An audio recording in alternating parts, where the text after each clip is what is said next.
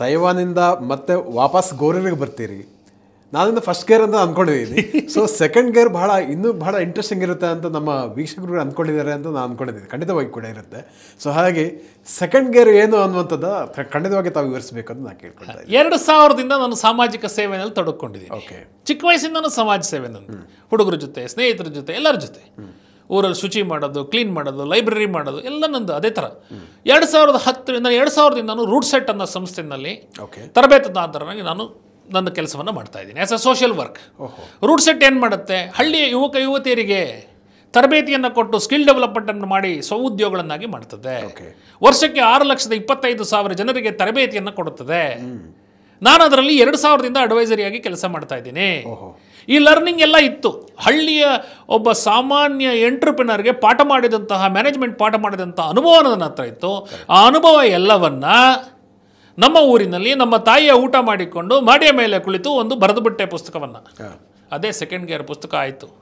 ಪುಸ್ತಕವನ್ನು ತಂದು ನೆಕ್ಸ್ಟ್ ಕೊನೆಗೆ ಅದನ್ನು ಡಾಕ್ಟರ್ ಡಿ ವೀರೇಂದ್ರ ಹೆಗಡೆ ಅವರು ಬಿಡುಗಡೆ ಮಾಡಿದರು, ಮುನ್ನುಡಿ ಕೊಟ್ಟರು. ಬೆಂಗಳೂರಿಗೆ ಬಂದೆ. ಪುಸ್ತಕದ ಬೆಲೆ 499. ಇನ್ನೊಂದು ಪಾಠ ಕಲಿತೆ, ಯಾವುದಕ್ಕೂ ಕಡಿಮೆ ವ್ಯಾಲ್ಯೂ ಮಾಡಬಾರ್ದು ಲೈಫಲ್ಲಿ. There should be a value for everything. ಪುಸ್ತಕ ಮಾರಲಿಕ್ಕೆ ಶುರು ಮಾಡಿದೆ. ಪುಸ್ತಕ ವ್ಯಾಪಾರ ಆಗ್ತಿರ್ಲಿಲ್ಲ. ನಾನು ನನ್ನ ಮಗ ಹೋಗಿ ಸ್ಟಾಲ್ಸ್ಗಳನ್ನು ಹಾಕ್ತಾ ಇದ್ವಿ. ದಿನಕ್ಕೆ 5 ಪುಸ್ತಕ ಆದರೆ ಸಾಕು, ನಮಗೆ 2,500 ರೂಪಾಯಿ ಗ್ರಾಸರಿ ಬರುತ್ತೆ ಅಂತ.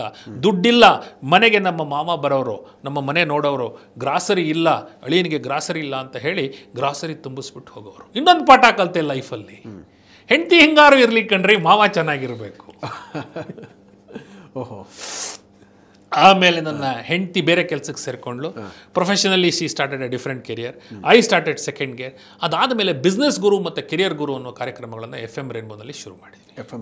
ಡಾಕ್ಟರ್ ರಘು ಅನ್ನೋರು ನಮಗೆ ಮಾರ್ಗದರ್ಶನ ಕೊಟ್ಟರು. ಅಲ್ಲಿ ಶುರು ಮಾಡಿದ್ವಿ. Business Guru is a mentoring programme for entrepreneurs, small entrepreneurs. Career Guru is a mentoring programme for people working in small organisation. ಮಾರ್ಗದರ್ಶನದ ಸಂಸ್ಥೆಯನ್ನು ಮಾಡಿದ್ವಿ. ಅದನ್ನ ಪ್ರೊಪರೇಟರ್ಶಿಪ್ ಮಾಡಿದ್ವಿ. ಹಿಂದೂ ಸಾಫ್ಟ್ ಪ್ರೈವೇಟ್ ಲಿಮಿಟೆಡ್ ಎಲ್ಲ ಸ್ಟ್ಯಾಚ್ಯೂರಿ ನಾರ್ಮ್ಸ್ ಮೀಟ್ ಮಾಡಿ ನನಗೇನು ಉಳಿತಾ ಇರಲಿಲ್ಲ. ಅಂದ್ರೆ ನೀವು ಬಿಸ್ನೆಸ್ ಗುರುವಾಗಿ ಟ್ರಾನ್ಸ್ಫಾರ್ಮ್ ಆಗಿದ್ರಿ? ಇಲ್ಲ, ನನಗೇನಾಯ್ತು, ವಿವೇಕಾನಂದರು ಏನು ಹೇಳಿದರು, if you succeed you reach to the heights, if you don't succeed help others to be succeed, help others to succeed in life. ನನಗೆ ಮೆಂಟರ್ ಸಿಗಲಿಲ್ಲ, ನಾನು ಸಕ್ಸಸ್ ಆಗಲಿಲ್ಲ for whatever reasons. Can I mentor somebody else? That was the thinking. Always ಈ social blend of ಮೈಂಡನ್ನು ಬಿಸ್ನೆಸ್ನು merge ಮಾಡಿಬಿಟ್ಟೆ. ನನ್ನ passion and ಪ್ರೊಫೆಷನ್ನ merge ಮಾಡಿದೆ. ಆಮೇಲೆ 2010ರಲ್ಲಿ ನಾವು ಈ ಬಿಸ್ನೆಸ್ ಗುರು, ಕೆರಿಯರ್ ಗುರು ಕಾರ್ಯಕ್ರಮಗಳನ್ನು ಮಾಡಿ ಮಾರ್ಗದರ್ಶನ ಶುರು ಮಾಡಿ ಪ್ರೊಪ್ರೇಟರ್ಶಿಪ್ ಕಂಪ್ನಿ ಮಾಡಿಕೊಂಡೆ. ಏನಕ್ಕೆ ಪ್ರೊಪ್ರೇಟರ್ಶಿಪ್ ಕಂಪ್ನಿ ಮಾಡಿಕೊಂಡೆ? ಸ್ಟ್ಯಾಚ್ಯೂರಿ ನಾರ್ಮ್ಸ್ ಇಲ್ಲ, ನನ್ನ ಹಣವನ್ನು ನಾನು ಮ್ಯಾನೇಜ್ ಮಾಡ್ಬೋದು ಅಂತ ಹೇಳಿ ಮಾಡಿ ಔಟ್ಸೋರ್ಸಿಂಗ್ ಮಾಡಲಲ್ಲಿ, ಅಂದರೆ ಮಾರ್ಗದರ್ಶಕರಿಗೆಲ್ಲ ಅವರ್ಲಿ ಬೇಸಿಸಲ್ಲಿ ಹಣವನ್ನು ಕೊಡ್ತಾ ಇದ್ದೆ. 2010ರಿಂದ 2016ವರೆಗೆ ನನ್ನ ಸಾಲವನ್ನು ತೀರಿಸಿ ನನಗೆ ಬೇಕಾದ ಒಂದು ಮನೆಯನ್ನು ಮಾಡಿಕೊಂಡು ಇನ್ನೂ ಹೆಚ್ಚಾದ ಹಣವನ್ನು ದುಡಿದು ಕೈಯಲ್ಲಿ ನನಗೆ ಅವತ್ತಿನ ದಿನ ನೇಮ್ ಬಂತು, ಫೇಮ್ ಬಂತು, ಹಣ ಬಂತು. ಏನು 90 ಲಕ್ಷ ಕಳೆದೆ ರಿಕವರ್ ಮಾಡಿದೆ, ಮತ್ತೆ ಒಂದು ಮನೆ ಕಟ್ಟಿದೆ, ಮತ್ತೆ ನನಗೆ ಬೇಕಾದ ಸೈಟ್ ತಗೊಂಡೆ, ಮತ್ತು ನನಗೆ ಹೇರಳವಾದ ಹಣ ನನ್ನ ಕೈಯಲ್ಲಿ ಉಳಿತು. ಫ್ಯಾಂಟಾಸ್ಟಿಕ್. ಈ ಹಣ ನನ್ನ ಜೊತೆಗೇನೆ ಅಂದರೆ ನನ್ನ ಜೊತೆಲಿ ಯಾರು ಕೆಲಸ ಮಾಡ್ತಾ ಇದ್ದಾನೆ, ಇವತ್ತಿಗೂ ನನಗೆ 15 ವರ್ಷದಿಂದ ನನ್ನ ಜೊತೆ ಇದ್ದಾನೆ, ಆತನಿಗೂ ಸಹ ಒಂದು ಫೈನಾನ್ಷಿಯಲ್ ಕಂಫರ್ಟ್ ಕೊಟ್ಟೆ. ನನ್ನ ಮೆಂಟರ್ಸ್ಗೂ ಫೈನಾನ್ಷಿಯಲ್ ಕಂಫರ್ಟ್ ನನಗೆ ಏನು ಆಗುತ್ತೆ ಅದನ್ನು ಕೊಟ್ಟೆ. ಸೆಕೆಂಡ್ ಗೇರ್ ಅನ್ನೋದು ಇದುವರೆಗೆ 2500 ವ್ಯಕ್ತಿಗಳಿಗೆ ಒನ್ ಮಾರ್ಗದರ್ಶನ ಮಾಡಿದ್ದೇವೆ, ಒನ್ ಮೆಂಟರಿಂಗ್ ಮಾಡಿದ್ದೀವಿ. ಅದೊಂದು ಕಮ್ಯುನಿಟಿ ಆಗಿ ಬೆಳೀತು. 2015ರಲ್ಲಿ ಎಲೆಕ್ಟ್ರಾನಿಕ್ ಸಿಟಿಯಲ್ಲಿ ನನ್ನ ಸ್ನೇಹಿತ ಒಂದು ಹೇಳ್ದ, ನಮ್ಮ ಬಳಿ ಒಂದು 14,000 ಚದರಡಿಯ ಒಂದು ನೆಲ ಇದೆ, ಜಾಯಿಂಟ್ ಡೆವಲಪ್ಮೆಂಟ್ ಮಾಡಬಹುದಾ? ನಾನು ಹೇಳಿದೆ, ಮರಾಯ, ನನಗೆ ಕನ್ಸ್ಟ್ರಕ್ಷನ್ ಗೊತ್ತಿಲ್ಲ, ಗೊತ್ತಿಲ್ಲದೆ ಆದರೆ ಒಳ್ಳೆಯದು, ಕ್ವಾಲಿಟಿ ಬರುತ್ತೆ. ಸರಿ, ನಾನು ಮೆಂಟರಿಂಗ್ ಮಾಡಿದ್ನಲ್ಲ ಇಲ್ಲಿ. ಮೆಂಟರಿಂಗ್ ಮಾಡಿದಾಗ ನನ್ನ students architect, structural engineer, painters, plumbers ಎಲ್ಲ ಇದ್ದರು. ಅವರೆಲ್ಲ ಗುರುಗಳೇ ನೀವು ಮಾಡಿ, ನಾವು ಸಪೋರ್ಟ್ ಮಾಡ್ತೀವಿ. ಎಲೆಕ್ಟ್ರಾನಿಕ್ ಸಿಟಿಯಲ್ಲಿ ಕನ್ಸ್ಟ್ರಕ್ಷನ್ ಪ್ರಾಜೆಕ್ಟ್ ಶುರು ಮಾಡಿದ್ವಿ. ಕನ್ಸ್ಟ್ರಕ್ಷನ್ ಮಾಡ್ಬೇಕಾದ್ರೆ ಏನು ಮಾಡ್ತೀರಾ? Concept based commercial property construction. ನಾನು ದೊಡ್ಡ ಕನ್ಸ್ಟ್ರಕ್ಷನ್ ಕಂಪನಿ ಅಲ್ಲ. I am not building 1000 houses, 2000 houses. ನಾನು ಬಿಲ್ಡ್ ಮಾಡ್ತಾ ಇರೋದು 14,000 ಚದರಡಿನಲ್ಲಿ. ಅದರಲ್ಲಿ 75,000 ಚದರಡಿಯ ಒಂದು ಕನ್ಸ್ಟ್ರಕ್ಷನ್ ಮಾಡಿದ್ವಿ. 75,000 ಚದರಡಿಯಲ್ಲಿ 20 ಸರ್ವಿಸ್ ಅಪಾರ್ಟ್ಮೆಂಟ್ ಮಾಡಿದ್ವಿ.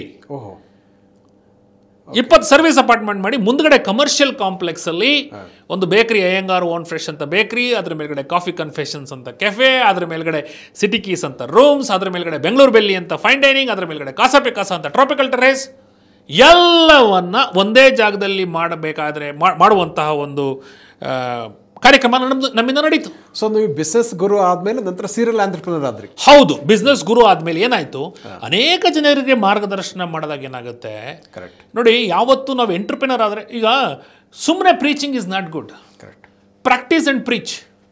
ಈಗ ನಾನು ಮಾತಾಡಬೇಕು ಅಂದ್ರೆ ಅಥೆಂಟಿಸಿಟಿ ಇರಬೇಕಂತ ನಾನು ಒಬ್ಬ entrepreneur. Yes, I became a serial entrepreneur. ಒಂದರಿಂದ ಒಂದು ಅದು ಸಹ ಸೀರಿಯಲ್ ಎಂಟರ್ಪ್ರಿನರ್. ಫುಡ್ ಬಿಸ್ನೆಸ್ಗೆ ಹೇಗೆ ಬಂದ್ವಿ, ಅದೊಂದು ಇಂಟ್ರೆಸ್ಟಿಂಗ್ ಸ್ಟೋರಿ. ನನ್ನ ಶುಭ ಅವರ ಅಜ್ಜ ರಾಮಾಂಜ ಅಯ್ಯಂಗಾರರು ವಿ ಬೇಕರಿಲಿ ಕೆಲಸ ಕಲಿತು ಬೇಲೂರಲ್ಲಿ ಬೇಕರಿ ಓಪನ್ ಮಾಡಿದ್ರು 1939 ಇಸ್ವಿ. ಅವ್ರ ಮಗ ಸಂಪತ್ ಅಯ್ಯಂಗಾರು ಹಾಸನದಲ್ಲಿ ಬೇಕರಿ ಶುರು ಮಾಡಿದ್ರು. ಹಾಸನದಲ್ಲಿ ಡಾಕ್ಟರ್ ರಾಜ್ಕುಮಾರ್ ಅವರು ನಮ್ಮ ಬೇಕರಿಗೆ ವಿಸಿಟ್ ಮಾಡಿ ಕೇಕ್ ತಿಂದು ಬಂದಿದ್ದಾರೆ. ಇವತ್ತು ಅಯ್ಯಂಗಾರ್ ಓನ್ ಫ್ರೆಶ್ ನೀವು ಬೇಕರಿಗೆ ಬಂದ್ರೆ ಮೊದಲ ಫೋಟೋ ಡಾಕ್ಟರ್ ರಾಜ್ಕುಮಾರ್ದೇ ಕಾಣೋದು. ನಾವು ಅವರ ಅಭಿಮಾನಿ. ಅದಾದ ನಂತರ ನಮ್ಮ ಮನೆಯವರು ಅವ್ರ ತಂದೆ ಹೆಸರಲ್ಲಿ ಬೇಕರಿ ಮಾಡಬೇಕು ಅಂತಂದ್ರು. ಬೇಕರಿ ಶುರು ಮಾಡಿದ್ವಿ.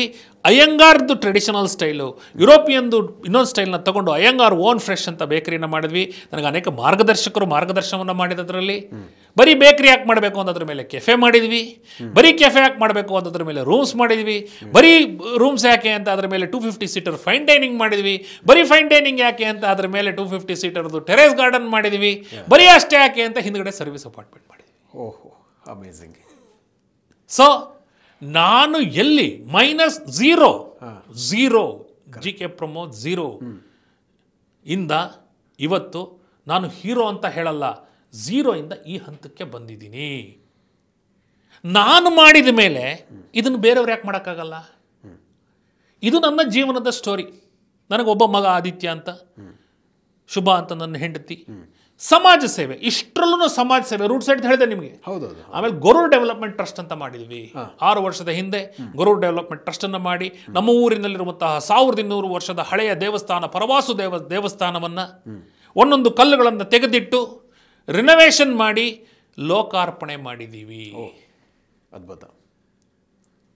ಈಗ GNK ಫೌಂಡೇಶನ್ ಅಂತ ನಮ್ಮ ತಂದೆ ನಮ್ಮ ತಾಯಿ ಹೆಸರಲ್ಲಿ ಅನ್ಎಂಪ್ಲಾಯ್ಡ್ ಯೂತ್ಗೆ ಬೇಕರಿ ಮತ್ತು ಕೆಫೆ ಸ್ಕಿಲ್ಸ್ ತರಬೇತಿ ಕೊಡ್ತಾ ಇದ್ದೀವಿ. ಫ್ಯಾಂಟಾಸ್ಟಿಕ್. ನಮ್ಮ ಸ್ಟಾಫಿನ ಮಕ್ಕಳಿಗೆ ಓದೋದಕ್ಕೆ ಸಹಾಯ ಮಾಡ್ತೀವಿ. ನಾನು ಹೇಳೋದು ಯಾವತ್ತು ಒಂದೇನೆ ಕೇಶವಜಿ, ನಾನು ಎಂಟರ್ಪ್ರಿನರ್. ಓಕೆ, ನೀನು ಒಳ್ಳೆ ಗಾಡಿ ಇಡು, ಒಳ್ಳೆ ಕಾರ್ ಇಡು, ಒಳ್ಳೆ ಮೊಬೈಲ್ ಇಡು, ನೋ ಪ್ರಾಬ್ಲಮ್.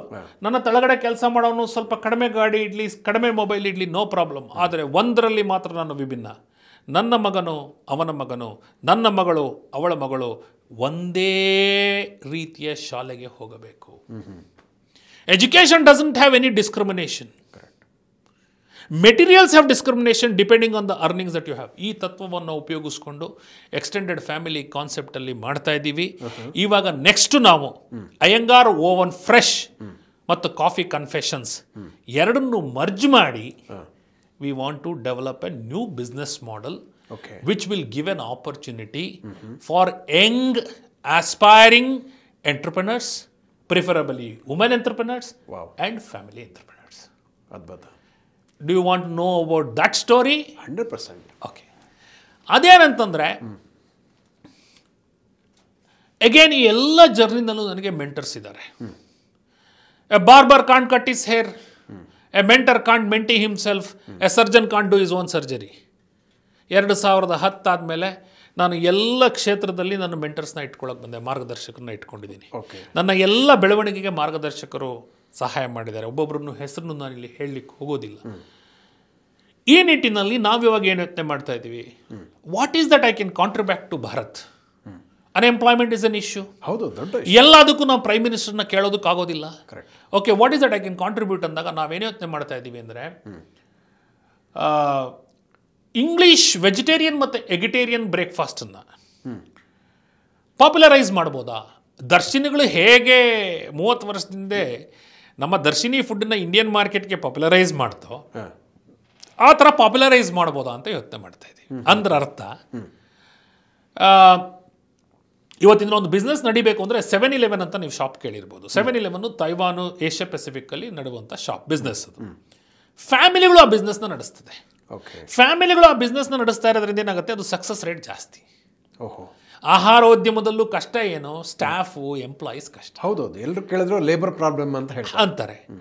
ನನ್ನ ಔಟ್ಲೆಟ್ ಯಾವಾಗ ಚೆನ್ನಾಗಿ ನಡೆಯುತ್ತೆ, ಔಟ್ಲೆಟ್ನ ನಡೆಸುವ ಮಾಲೀಕನೇ ಅಲ್ಲಿದ್ದರೆ it gives a better service. ನಾವೇನು ಮಾಡ್ತಾ ಇದ್ದೀವಿ, these outlets are driven preferably by women entrepreneurs. Okay. Preferably family will support. ಇವಾಗ ನನ್ನ ಬಳಿ ಒಂದು 30 ಲಕ್ಷ ಹಣ ಇದೆ, ನಾನು ರಾಜರಾಜೇಶ್ವರಿ ನಗರದಲ್ಲಿ ಬೆಂಗಳೂರಲ್ಲಿ ಇದ್ದೇನೆ, ನಾನು ವುಮೆನ್ ಎಂಟರ್ಪ್ರಿನರು, ಮಧ್ಯಮ ವರ್ಗದಿಂದ ಮೇಲ್ವರ್ಗಕ್ಕೆ ಹೋಗಬೇಕು ಅಥವಾ ತಳವರ್ಗದಿಂದ ಮೇಲ್ವರ್ಗಕ್ಕೆ ಬರಬೇಕು, ನಾನು ಒಬ್ಬಳು ಬಿಸ್ನೆಸ್ ಮಹಿಳೆಯಾಗಿ ಬೆಳೆಯಬೇಕು ಅನ್ನುವ ಆಶಾವಾದ ಇರುವಂತಹ ವ್ಯಕ್ತಿಗಳಿಗೆ ನಾವು ಒಂದು ಈ ಇಂಗ್ಲಿಷ್ ಬ್ರೇಕ್ಫಾಸ್ಟ್ ಕಾನ್ಸೆಪ್ಟ್ ಅನ್ನು ಹಾಕಿಕೊಟ್ಟು ಅವರ ಬೆಳವಣಿಗೆಗೆ ಪಾತ್ರರಾಗಿ ಸೆಕೆಂಡ್ ಗೇರ್ ಇಂದ ಮಾರ್ಗದರ್ಶನ ಮಾಡಿ ಭಾರತಾದ್ಯಂತ 1500 ಔಟ್ಲೆಟ್ಗಳನ್ನು ಮಾಡಿ ಇನ್ನೊಂದು 6-8 ವರ್ಷದಲ್ಲಿ ಒಂದು IPO ಕಂಪನಿ ಆಗಬೇಕು ಅಂತ ನಮ್ಮ ಕನಸು. Great ambition. ಆ ನಿಟ್ಟಿನಲ್ಲಿ ಪೈಲಟ್ಸ್ ಮಾಡ್ತಾ ಇದ್ದೀವಿ. ಅನೇಕ ಜನ ವೆಂಚರ್ ಕ್ಯಾಪಿಟಲಿಸ್ಟು, ಏಂಜಲ್ ಇನ್ವೆಸ್ಟರ್ಸು ನಮ್ಮ ಬಳಿ ಬಂದು ಅವರ ಹಣವನ್ನು ತೊಡಗಿಸ್ಕೊತಾ ಇದ್ದಾರೆ. ಅನೇಕ ಜನ ವುಮೆನ್ ಎಂಟರ್ಪ್ರಿನರ್ಸ್ ಬಂದು ನಮ್ಮನ್ನು ಅಪ್ರೋಚ್ ಮಾಡ್ತಾ ಇದ್ದಾರೆ. ಅನೇಕ ಜನ ಫ್ಯಾಮಿಲಿ ಡ್ರಿವನ್ ಎಂಟರ್ಪ್ರೈಸಸ್ ಬಂದು ನಮ್ಮನ್ನು ಅಪ್ರೋಚ್ ಮಾಡ್ತಾ ಇದ್ದಾರೆ. ಇದರಲ್ಲಿ ನನ್ನ ಡ್ರೀಮ್ ಏನಂದರೆ IPO ಆದಾಗ ಆ 1500 ವುಮೆನ್ ಎಂಟರ್ಪ್ರಿನರ್ಸ್ಗೂ IPO ಸಿಕ್ಕಿದಾಗ, ನನ್ನ ಜೊತೆ ಇರುವ ಕಾರ್ ಡ್ರೈವರ್ಗೆ IPO ಸಿಕ್ಕಿದಾಗ, ನನ್ನ ಜೊತೆಯಲ್ಲಿರುವಂತಹ ಸಹಾಯ ಮಾಡಿದಂಥ ಸಹಾಯಕನಿಗೆ IPO ಸಿಕ್ಕಿದಾಗ it's A sense of accomplishment. Correct. ಇದು ನನ್ನ ಮುಂದಿನ ಒಂದು ವಿಷನ್, ಡ್ರೀಮ್. ಕರೆಕ್ಟ್. ಭಾಳ ಅದ್ಭುತವಾಗಿ ನಿಮ್ಮ ಜರ್ನಿಯನ್ನು ನಮ್ಮ ವೀಕ್ಷಕರಿಗೆ ತಿಳಿಸ್ಕೊಟ್ಟಿದ್ದೀರಿ. ಮುಖ್ಯವಾಗಿ ಗೋರೂರಿನಂಥ ಒಂದು ಹಳ್ಳಿಯಿಂದ ಬೆಂಗಳೂರಿಗೆ ಬರ್ತೀರಿ, ತೈವಾನ್ಗೆ ಹೋಗ್ತೀರಿ, ಸಿಂಗಾಪುರ, ಕೊರಿಯಾ, ಹೀಗೆ ನಾನಾ ದೇಶಗಳನ್ನು ಅಲ್ಲೂ ಕೂಡ ಬಿಸ್ನೆಸ್ ವೆಂಚರ್ಗಳನ್ನು ಸ್ಥಾಪನೆ ಮಾಡಿ ಮತ್ತೆ ತಿರುಗ ಗೋರೂರಿಗೆ ಬಂದು ಬೆಂಗಳೂರಿಗೆ ಬಂದು ಈ ರೀತಿಯ ಒಂದು ನಾನಾ ರೀತಿಯ ಸರಣಿ ಉದ್ಯಮಗಳನ್ನು ನಡೆಸಿ ಬಿಸ್ನೆಸ್ ಗುರುವಾಗಿ ಒಂದು ಕಡೆ ಥಿಯರಿ, ಇನ್ನೊಂದು ಕಡೆ ಪ್ರಾಕ್ಟಿಕಲ್, ಎರಡರ ಒಂದು ಮಿಶ್ರಣವನ್ನು ಮಾಡಿಕೊಂಡು ಮತ್ತೆ ತಿರುಗ ಫ್ಯೂಚರ್ನಲ್ಲಿ ಮತ್ತೆ ನಮ್ಮ ಮಹಿಳಾ ಉದ್ಯಮಿಗಳನ್ನು ಬೆಳೆಸುವಂತಹ ಇಂಗ್ಲೀಷ್ ಬ್ರೇಕ್ಫಾಸ್ಟ್ ಒಂದು ಸರಣಿ ಕಂಪನಿಯನ್ನು ಮಾಡಬೇಕು, ಅದನ್ನು IPO ಮಾಡಬೇಕು, 1,500ಕ್ಕೂ ಹೆಚ್ಚು ಉದ್ಯಮಿಗಳನ್ನು ಬೆಳೆಸಬೇಕು ಅನ್ನುವಂಥ ಒಂದು ಕಾನ್ಸೆಪ್ಟ್ ಇದೆಯಲ್ವಾ, ಅದು ಭಾಳ ಗ್ರೇಟ್ ಅಂತ ನನಗೆ ಅನಿಸ್ತಾ ಇದೆ. ಇದಕ್ಕೆ ಆ್ಯಕ್ಚುಲಿ ನಮ್ಮ ಸೆಕೆಂಡ್ ಗೇರ್ ಸಹಾಯಕವಾಗಿದೆ. ಇವಾಗ ಸೆಕೆಂಡ್ ಗೇರ್ ಪುಸ್ತಕವನ್ನು ಕನ್ನಡಕ್ಕೆ ಮಾಡ್ತಾ ಇದ್ದೀನಿ. ಅದನ್ನು ಎಲ್ಲ ವರ್ನಾಕ್ಯುಲರ್ ಲ್ಯಾಂಗ್ವೇಜಸ್ಗೆ ಮಾಡಿ it is A simple management guide for A small business man. Okay. ಎಲ್ಲ ನಮ್ಮ 1500 ವ್ಯಕ್ತಿಗಳು ನಾವು ಸೆಕೆಂಡ್ ಗೇರ್ ಇಂದ ಮಾರ್ಗದರ್ಶನ ಕೊಡ್ತೀವಿ. ಪ್ರತಿಯೊಬ್ಬ ಸ್ಟಾಫ್ಗೂ ಟ್ರೈನಿಂಗ್ ಕೊಡ್ತೀವಿ. Okay. So we want to be a different company and do differently. Whether it is ಈಗ ಕಾರ್ಪೊರೇಟ್ ಸೋಷಿಯಲ್ ರೆಸ್ಪಾನ್ಸಿಬಿಲಿಟಿ ಇರ್ಬೋದು, ನಮ್ಮ ಕಂಪ್ನಿಯಿಂದ ನಾವು ಅನೇಕ ಲಕ್ಷ ಗಿಡಗಳನ್ನು ನೆಡಬೇಕು ಅಂತ ಇದ್ದೀವಿ.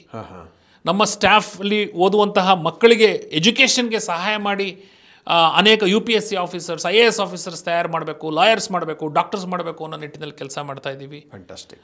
I believe that happiness is not just you being happy. Success is not just that you being successful. Happiness is what you spread, what you create to the other people. Success is also by enjoying the success of others. Correct. Sir, ನೀವು ನನಗೆ ಭಾಳ ಒಳ್ಳೆಯ ಒಂದು ಮೆಸೇಜನ್ನು pass ಮಾಡಿದ್ರಿ. ಯಾವುದೋ ಒಂದು ಬಿಸ್ನೆಸ್ಸಲ್ಲಿ success ಆಗಬೇಕಿದ್ರೆ confidence ಭಾಳ ಮುಖ್ಯ ಅಂತ ಹೇಳಿದಿರಿ. ಆಮೇಲೆ ಬಾಡಿ ಲ್ಯಾಂಗ್ವೇಜ್ ಎಷ್ಟು ಇಂಪಾರ್ಟೆಂಟ್ ಆಗುತ್ತೆ ಕಮ್ಯುನಿಕೇಷನ್ನಲ್ಲಿ ಅಂತ ಹೇಳಿದ್ರಿ. ಈ ರೀತಿಯ ಒಂದು ಕೊನೆಯದಾಗಿ ನಮ್ಮ ವೀಕ್ಷಕರು ಒಂದು 5 ಮುಖ್ಯವಾದಂಥ ಒಂದು ಪಾಯಿಂಟ್, ಒಂದು ಇನ್ಸ್ಪಿರೇಷನ್ ಆಗುವಂಥದ್ದು ಎಂಟರ್ಪ್ರಿನರ್ ಆಗಬೇಕಿದ್ರೆ ನಿಮ್ಮ ಕಡೆ ಒಂದು ಸಂದೇಶ ಹೇಳ್ತೀವಿ. ಎಂಟರ್ಪ್ರಿನರ್ ಆಗಿರ್ಬೋದು, ಸಂಸ್ಥೆಯಲ್ಲಿ ಕೆಲಸ ಮಾಡ್ತಿರ್ಬೋದು, ಯಾರು ಬೇಕಾದ್ರೂ ಆಗಿರ್ಬೋದು, ಜೀವನದಲ್ಲಿ ಮುಖ್ಯವಾಗಿರೋದು ಸೆಲ್ಫ್ ಕಾನ್ಫಿಡೆನ್ಸ್, ಆತ್ಮವಿಶ್ವಾಸ. ಮೊದಲನೇ ಪಾಯಿಂಟ್. ಎರಡನೇ ಪಾಯಿಂಟ್, ಫೇಲ್ಯೂರ್ ಅನ್ನೋದಿಲ್ಲ. It is only experiment in life. Only experiment. ನಾನೊಂದು ಎಕ್ಸ್ಪೆರಿಮೆಂಟ್ ಮಾಡಿದೆ ಸ್ವಾಮಿ, ಅದರಿಂದ ರಿಸಲ್ಟ್ ಸರಿಯಾಗಿ ಬರಲಿಲ್ಲ ಅಷ್ಟೇನೆ. ಎಲ್ಲ ಟೈಟ್ರೇಷನಲ್ಲೂ, ಕೆಮಿಸ್ಟ್ರಿ ಟೈಟ್ರೇಷನಲ್ಲೂ ಉತ್ತರ ಸರಿಯಾಗಿರುವುದಿಲ್ಲ, ಎಲ್ಲ ಕವನಗಳು ಸರಿಯಾಗಿರುವುದಿಲ್ಲ, ಎಲ್ಲ ಕೃಷಿ ಮಾಡಿದಾಗ ಬೆಳೆ ಚೆನ್ನಾಗಿರುವುದಿಲ್ಲ. It is only an experiment. It is not a failure. And failure is a step for success. Failure is not failure. Don't use the word failure. Use it as an experiment. I did an experiment. It did not give me the result what I wanted. Correct. That's all. ಎರಡನೇದು.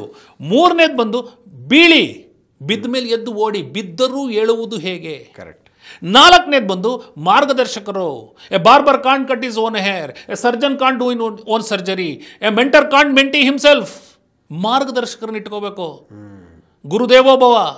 ನಮ್ಮಲ್ಲಿ ಏನು ಹೇಳ್ತೀವಿ? ಮಾತೃದೇವೋಭವ, ಪಿತೃದೇವೋಭವ, ಗುರುದೇವೋಭವ, ಆಚಾರ್ಯ ದೇವೋಭವ. Management concept ಇಷ್ಟೇ. ಮಾತೃವಿನ ಹೃದಯ ಇರಬೇಕು ಸ್ಟಾಫ್ನ manage ಮಾಡಲಿಕ್ಕೆ. ಪಿತೃದೇವೋಭವ, ತಂದೆಯ ಮೆಚುರಿಟಿ ಇರಬೇಕು ಇನ್ವೆಸ್ಟರ್ಸ್ನ ಹ್ಯಾಂಡ್ಲ್ ಮಾಡೋದಕ್ಕೆ. ಗುರುದೇವೋಭವ, ಗುರುವಿನಂತಹ ವಿಷನ್ ಇರಬೇಕು. ಆಚಾರ್ಯ ದೇವೋಭವ ನಮ್ಮ ಸ್ಟಾಫ್ಗೆ ಪಾಠ ಮಾಡೋದಕ್ಕೆ ಆಚಾರ್ಯನಂತ ಒಂದು ಶಕ್ತಿ ಇರಬೇಕು. ಇದೇ ನಮ್ಮ ಭಾರತದ ಏನು ಸಂಸ್ಕೃತಿಯಲ್ಲಿ ಹೇಳಿದ್ರಲ್ಲ, ಇದೇ ಮ್ಯಾನೇಜ್ಮೆಂಟ್ ಕಾನ್ಸೆಪ್ಟ್. ನೀವು ಕೇಳಿದ್ರೆ ರೂಲ್ಸ್ ಏನಂದ್ರೆ ಇದೇ ಮ್ಯಾನೇಜ್ಮೆಂಟ್ ಕಾನ್ಸೆಪ್ಟ್ಸ್. ನೆಕ್ಸ್ಟು ಫ್ಯಾಮಿಲಿ ಭಾಳ important. Base of Indian system is family. Family ಜೊತೆ ಜಗಳ ಮಾಡ್ಕೊಂಡು ಬಂದೆ ಇಂಟರ್ವ್ಯೂ ಕೊಡೋಕ್ಕಾಗಲ್ಲ. ಫ್ಯಾಮಿಲಿ ಜೊತೆ ಜಗಳ ಮಾಡ್ಕೊಂಡು ಬಂದೆ ಬಿಸ್ನೆಸ್ ಮಾಡೋಕ್ಕಾಗಲ್ಲ. Family, what is family? ಮನೆಯವರು, ಹೆಂಡತಿ, ಮಕ್ಕಳು ಒಂದು ಫ್ಯಾಮಿಲಿ. ಎಕ್ಸ್ಟೆಂಡೆಡ್ ಫ್ಯಾಮಿಲಿ ನಮ್ಮ ಸ್ಟಾಫು, ಅದಕ್ಕಿಂತ ಎಕ್ಸ್ಟೆಂಡೆಡ್ ಫ್ಯಾಮಿಲಿ ಸಮಾಜ. ನಾನು ಒಬ್ಬನೇ ಚೆನ್ನಾಗಿರಬೇಕು ಆಗಲ್ಲ, ನಾವೆಲ್ಲ ಚೆನ್ನಾಗಿರಬೇಕು ಆಗುತ್ತೆ. ಕರೆಕ್ಟ್. ಅಂದರೆ ಬರೀ ಸೆಲ್ಫಿಶ್ ಆದ್ರೆ ಆಗಲ್ಲ, ಟ್ರೂಲಿ ಸೆಲ್ಫಿಶ್ ಆಗಿರಬೇಕು. ಕರೆಕ್ಟ್. ಆಮೇಲೆ ಇನ್ನೊಂದು ಪಾಯಿಂಟ್ ಹೇಳ್ಬಿಡ್ತೀನಿ. Most important is financial discipline. ಹಣ ತಂದು ಮೋಸ ಮಾಡಿ ಎಪ್ಪೆ ಹೊಡೆಯೋದಲ್ಲ. ನಾವು ಕರೋನಾ ಟೈಮಲ್ಲಿ ಭಾಳ ಕಷ್ಟ ಅನುಭವಿಸಿದ್ವಿ. ಹಣವನ್ನು ತೊಡಗಿಸಿದ ಪ್ರತಿಯೊಬ್ಬರು ಇನ್ವೆಸ್ಟರ್ಗೂ ಫೋನ್ ಕಾಲ್ನ ಎತ್ತಿದ್ದೇನೆ, ಉತ್ತರವನ್ನು ಕೊಟ್ಟಿದ್ದೇನೆ. ಹಣ ಕೊಡಲು ಆಗದಿದ್ದರೆ ಆಗೋದಿಲ್ಲ ಎಂದು ಹೇಳಿದ್ದೇನೆ. ಓಡಿ ಹೋಗುವುದು ಬಿಸ್ನೆಸ್ ಅಲ್ಲ, ನಿಂತು ಎದುರಿಸುವುದೇ ಬಿಸ್ನೆಸ್ಸು. ನೇಣು ಹಾಕಿಕೊಳ್ಳುವುದು ಬಿಸ್ನೆಸ್ ಅಲ್ಲ, ಇದ್ದು ಎದುರಿಸುವುದೇ ಬಿಸ್ನೆಸ್ಸು. ಮೋಸ ಮಾಡಿ ಬಿಸ್ನೆಸ್ಸನ್ನು ಮಾಡಬೇಡಿ. Be truthful, be honest, tell the truth. Phone ಎತ್ತಬೇಕು, ಅಟೆಂಡ್ ಮಾಡಬೇಕು. Face the bull by its horn ಅಂತ ಹೇಳ್ತೀನಿ. ಒಂದು ಹೋರಿಯನ್ನು ಅದರ ಕೊಂಬನ್ನು ಹಿಡಿದು ಎದುರಿಸಿ ವಿನಃ ಬಾಲವನ್ನು ಹಿಡಿದು ಎದುರಿಸಬೇಡಿ. ಸುಳ್ಳನ್ನು ಹೇಳಿ ಫೈನಾನ್ಸನ್ನು ಮೋಸ ಮಾಡಿ ಫಾಲ್ಸ್ ಮಾಡೆಲ್ಸಲ್ಲಿ ನೀನು ಬಿಸ್ನೆಸ್ನ ಕಟ್ಟಿದರೆ ಅದು ಬಿದ್ದು ಗೋಪುರವಾಗ್ತದೆ. ಅದಕ್ಕೆ ಅನೇಕ ನಿದರ್ಶನಗಳಿದೆ, ನಾನು ಹೇಳಲಿಕ್ಕೆ ಹೋಗೋದಿಲ್ಲ. ಒಂದು ಮನೆ ಕಟ್ಟಬೇಕು ಅಂದರೆ ನೀವು ಫೌಂಡೇಶನ್ ಸರಿ ಇರಬೇಕಲ್ವಾ? Correct. That is very important. ಭಾಳ ಚೆನ್ನಾಗಿ ಹೇಳಿದ್ರಿ. ಜೊತೆಗೆ ನಮ್ಮಲ್ಲೊಂದು ಮಾತು ಇದೆ, ನಡೆಯೋನೇ ಎಡವಿ ಬೀಳುವಂಥದ್ದು ಅಂತ. ಅದು ಒಂದು ಪಾರ್ಟ್. ಆದರೆ ನಂತರದ ಪಾರ್ಟ್ ಭಾಳ ಸೊಗಸಾಗಿ ಹೇಳಿದ್ರಿ. ಬಿದ್ದು ಏಳೋದು ಹೇಗೆ ಅನ್ನುವಂಥದ್ದು. ಭಾಳ ಮಂದಿಗೆ ಇದು ಗೊತ್ತಿರಲ್ಲ. ಬಿದ್ದಾಗ ಅವರು ಕಂಗಾಲಾಗಿ ಹೋಗ್ತಾರೆ, ಏನು ಮಾಡಬೇಕಂತ ಗೊತ್ತಾಗಲ್ಲ, ಗೊಂದಲ ಉಂಟಾಗುತ್ತೆ. ಸೊ ಅಂಥವರಿಗೆ ನಿಮ್ಮ ಈ ಒಂದು ಯಶೋಗಾಥೆ ಬಹಳ ಸ್ಫೂರ್ತಿದಾಯಕ. ಮತ್ತು ಮುಖ್ಯವಾಗಿ ಬಿದ್ದು ಏಳೋದು ಹೇಗೆ ಅನ್ನೋದನ್ನು ನಿಮ್ಮ ಜೀವನದ ಒಂದು ಪಯಣದ ಮೂಲಕ ನೀವು ತೋರಿಸ್ಕೊಟ್ಟಿದ್ದೀರಿ. ಮತ್ತು ಬಿಸ್ನೆಸ್ ಗುರುವಾಗಿ ಅದನ್ನು ಕಲಿಸ್ಕೊಟ್ಟಿದ್ದೀರಿ. ಜೊತೆಗೆ ಪ್ರಾಕ್ಟಿಕಲ್ ಆಗಿ ನೀವನ್ನು ತೋರಿಸ್ಕೊಟ್ಟಿರುವಂಥದ್ದು. ಬರೀ ಥಿಯರಿಯಲ್ಲಿ ನೀವು ಉಳ್ಕೊಳ್ಳಿಲ್ಲ ಅಂಥದ್ದು. ಅದು ಬಹಳ ವಿಶೇಷ ಅಂತ ನನಗೆ ಅನ್ನಿಸ್ತಾ ಇದೆ. ನಮ್ಮ ವೀಕ್ಷಕರಿಗೆ ಇಷ್ಟು ಹೊತ್ತು ಗೋರೂರಿನಿಂದ ಬೆಂಗಳೂರಿಗೆ ಬಂದು, ತೈವಾನ್ಗೆ ಹೋಗಿ ಮತ್ತೆ ತಿರುಗಿ ಗೋರೂರಿಗೆ ಬಂದು ನಡೆದಂಥ ಒಂದು ದೊಡ್ಡ ಯಶೋಗಾಥೆಯನ್ನು ಬಹಳ ವಿವರವಾಗಿ ಮತ್ತು ಹೃತ್ಪೂರ್ವಕವಾಗಿ ವಿವರಿಸಿದ್ದೀರಿ. ಅದಕ್ಕಾಗಿ ಧನ್ಯವಾದಗಳು. Thank you. ನಿಮಗೂ ಸಹ ಧನ್ಯವಾದಗಳು. ವೀಕ್ಷಕರೇ, ಇಂತಹ ಮತ್ತಷ್ಟು ಉಪಯುಕ್ತ ವಿಡಿಯೋಗಳಿಗೆ ವಿಶ್ವವಾಣಿ ಮನಿ ಯೂಟ್ಯೂಬ್ ಚಾನಲನ್ನು ವೀಕ್ಷಿಸಿ ಹಾಗೂ ಸಬ್ಸ್ಕ್ರೈಬ್ ಮಾಡಿ. ವಂದನೆಗಳು.